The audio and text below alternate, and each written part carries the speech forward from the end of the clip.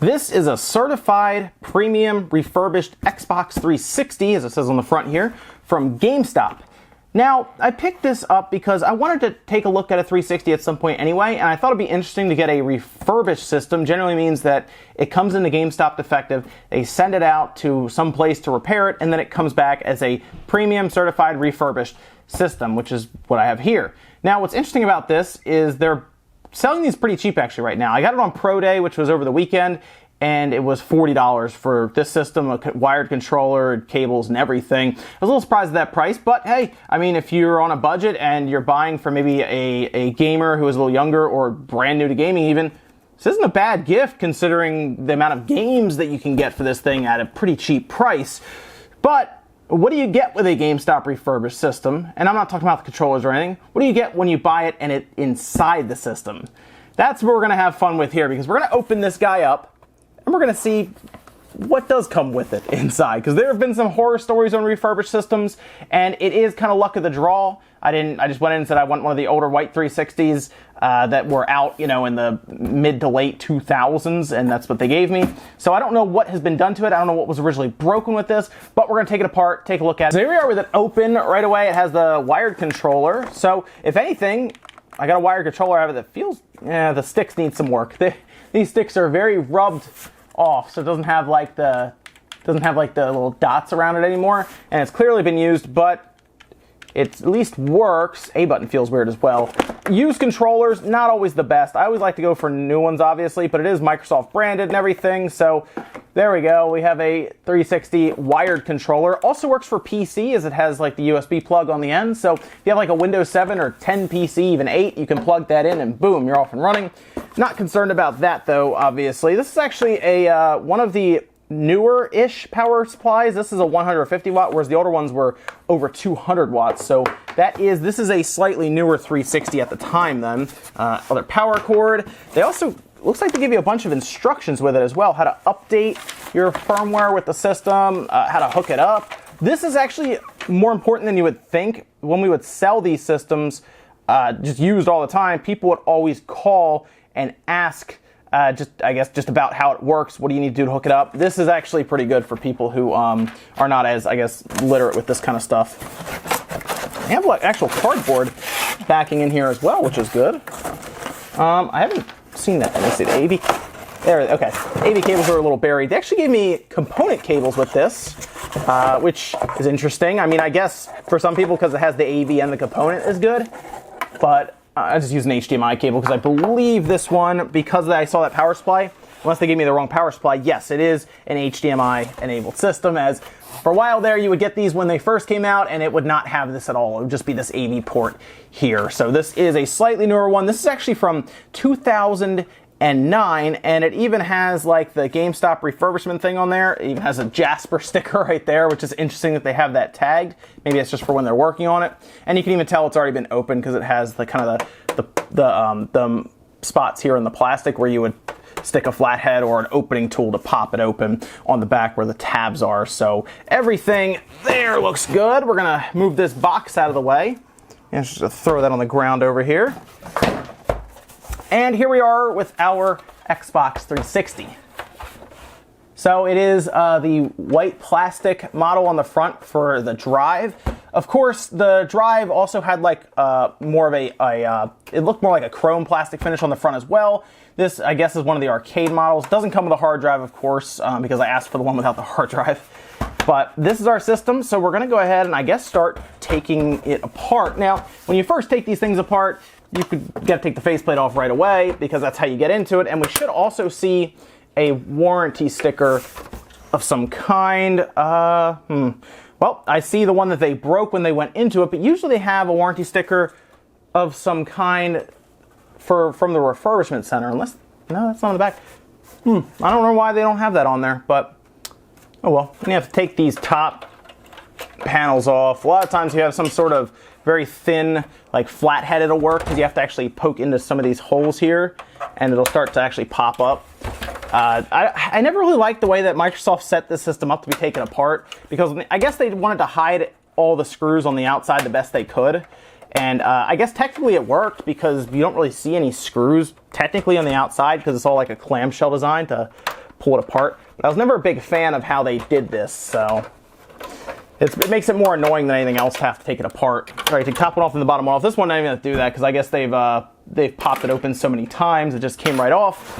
And then the back panel here actually has spots on the back where you have to poke and then it will start to pop up. There are actual tabs in there that you have to pop open. So let's go ahead and get this front part open where these tabs are, and then I can work my way around to the back and I'll pop that off as well. Okay, so the back's now off, and this is what we're seeing here with the metal chassis on the bottom. A lot of issues right away. Okay, so I can already tell with this system, it does work, but I don't think it's gonna work for very long. I think it comes with a 30-day warranty. I'm gonna explain why, because I'm already looking at a train wreck right now. And this is gonna be fun, I can already tell. So I noticed that some of these screws aren't all the way in. This one, for example, is actually kind of loosened already. This one, same deal. And otherwise, though, I think they're all screwed in correctly. There are supposed to be 8 black screws here. 1, 2, 3, 4, 5, 6, 7, 8. There are not. And that usually means that they replace the X-clamps with screws and washers, and that's actually not a good thing, which is interesting because I guess we just got to that point where we all figured that was the way to fix them, and that actually warps the board pretty badly. So when I take this apart, I'm going to try to show you that. But let me start getting these screws out. There are a bunch of T10s all the way around. There should be T8s here, but there are not, so that should make it pretty easy to get through these. And it's pretty easy to tell where they go because these longer T10s only fit in certain spots and they hold the case down on the other side. So I'm very interested now to see what this refurbishment center did to this thing, because it's gonna be good. All right, so I got the screws out, moment of truth. Let's see what we're dealing with here. Let's see what we got. Okay, so yeah, this is interesting. Okay, so I knew this was already in here because when I turned it on, you can kind of hear it. It has a fan mod done, and this is a massive Band-Aid basically. But this whole system is basically set to fail again. What they should have done, if you do it right, and this is what I would end up doing most times because it was always going to break otherwise, is to reball these things. And reballing is not fun. It costs money, it's time, effort, and skill all involved. But you would basically lift the entire chip off, you would replace all of the solder balls underneath of it with leaded solder instead of unleaded, and then it would all go back together. And at that point, it's gonna work much, much better. Now, the 360 is a flawed system from the factory, and changing to the slim design was way better for them, but man, this is not good. This thing, if someone else bought this other than myself and took it home, it might have got 30 days. And then, of course, if you make it outside of that 30-day window and it fails, GameStop's not really interested in helping you out there. So I took the front panel off. This is the panel where it'll light up when you turn it on, where you get the different lights that go around, obviously, and it could change to red or anything like that. That's how people will actually change these boards if they want like different colors and stuff on them. This is our drive. This is which one is this? This is a BenQ. It's a Philips Light-On. Those are newer drives. Again, people flash these drives and do all kinds of stuff to them so that you can, there we go, so you can read burn discs and everything. It's very popular to do that. I don't think this one's been opened before. No, it has been. Yes, I guess they had to open the disk drive too. Maybe the disk drive was jammed as well. So these 360s just went through the ringer half the time. So this is what they decided to do for their fan mod. This is a very popular method. The whole idea of a fan mod is stupid in the first place. Sorry, it is. I would get really annoyed when I would see these fan mods. They tap into the disk drive power so that they can get different voltages and feed it to the fan so that it's really loud. So if you get a 360 from GameStop and it is loud right away, take it back. Just take it back, say, I don't want this one, I want a different one. Because if they have fan modded it, that also more than likely means that they have done this screw and washer job. And that means that it was probably a red ring at some point, and that means that it's probably going to die again fairly quickly. The ones you want, the refurbished ones you want, are the ones where there's just an issue with this disk drive, whether it was stuck out or it wasn't reading. That means that there were no failures on the board at that time, and it's just, that's what you want. You don't want one of these. This fan shroud comes off pretty quick. It just pops off like this. Good news there. The fan I'm not even really going to take out because it's just, you just bend this plastic up and it comes out. like that, but you got to fight with it a little bit, and there's no need to because this fan mod, I think I can pop this fan mod out without needing to do that anyway. But it's something you can get, and it's just it's basically a pass-through for the fan. You can buy these and everything. They're like plugins, and it's not a good method to fix it. Like I said, it's just a Band-Aid big time, and it's just going to fail again. So we have all of our screws out, the fan's unplugged, and this will actually pull up from the front, and it'll come right out. This is the metal chassis. It actually uses this as well to try to keep the board straight. That is the biggest failure point for the 360, is that the board will flex constantly. I think it was actually designed to flex, but I can already see this is bowed. Ooh, okay. Oh man, this is not good. Okay. I'm curious where they got this refurbishment done, because this is not good. I'm going to show you what I'm talking about, because this is something else. All right, so we do at least have the better CPU heatsink here. This is a larger aluminum finned heatsink. These are pretty good. This is the worst GPU heatsink you get. They have GPU heatsinks where there's a separate bar that comes up and out and then in front of here, so it also gets some benefit of that fan pressure pushing air out. This does not have that, which is a shame because the GPU is the big failure point on these systems. The CPU rarely failed when I would fix them. I would very rarely have to reflow or reball the CPU. This is another point that would fail back here, the south bridge. The south bridge would fail quite a bit, and that would cause sometimes no power. There is the HANA, or we just call it the HANA chip back here, that is responsible for HDMI. In the older ones, when we just had AV, this was actually pin soldered down all around the edges, much less in terms of failure there. This would fail all the time as well. Pressure, you could actually open these up. You could put pressure on it and turn it on, and if it would start turning on, that'll tell you right away that the HANA chip was an issue. Again, reflow, reball would fix that. So I'm going to show you why I'm... this isn't good. So here are the screws on the bottom I was telling you about. You can see them. There's 8 of them. Usually you put a metal washer, or a metal and then a plastic washer generally. There's none on the bottom. Like, look at this. It's just the screw. There's no like washer there. You would at least have that as a spacer just to help out. And the board's been flexed because of this. So when you screw these in, you torque them down, obviously, and you can kind of see the board even moving as I unscrew these. The reason the X-clamp was put into place is because they knew this board was going to flex. It flexes constantly, and those X-clamps would actually allow the board to shift and move on its own. So they did have some give to them, but they would also hold the heatsink flush to the GPU, and it was an interesting way to make it work. I know people yell about the X-clamp, but it did actually have a purpose, and there was a reason they used that. They at least used one plastic, very, very wide plastic washer on the top, and they definitely went to town with the thermal compound, as you can see there. Look at that. Oh man, this 360 unfortunately is kind of a lost cause. I don't even know if it's worth spending any time with, just because of what's happened to it so far. However, I will be cleaning this off so we can take a look at the CPU and the GPU and everything. CPU is a tri-core PowerPC, and then the GPU was interesting because it had a few kind of neat features. I mean, it was done by ATI, and then of course everything got kind of moved over to AMD and everything. So now we have systems that have APUs built in.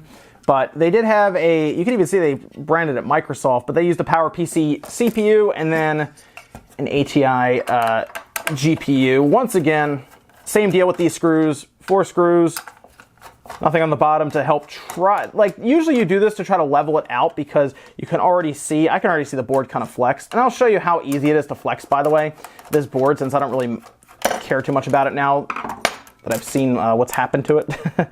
I'd be concerned about this in general just because I don't even know if reballing it would even cause the last too long because of how flex this board has already been.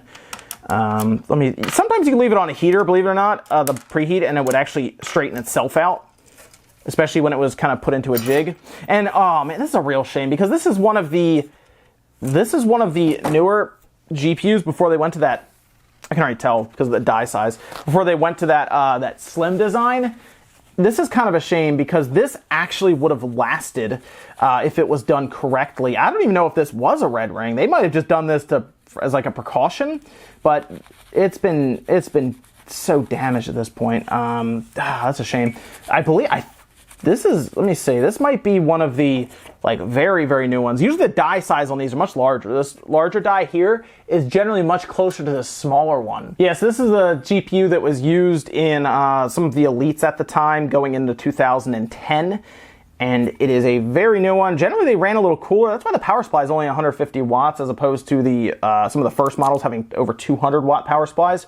But this is the entire 360 here, the CPU. Then we have RAM modules around. Remember, I had 512 megabytes of RAM. However, it was one big pool of RAM, which was an issue with the PS3 where they divided RAM chips up, where they actually put RAM directly on the GPU and the PS3 and then around the CPU. And they were trying to make it so that it was faster to access that memory.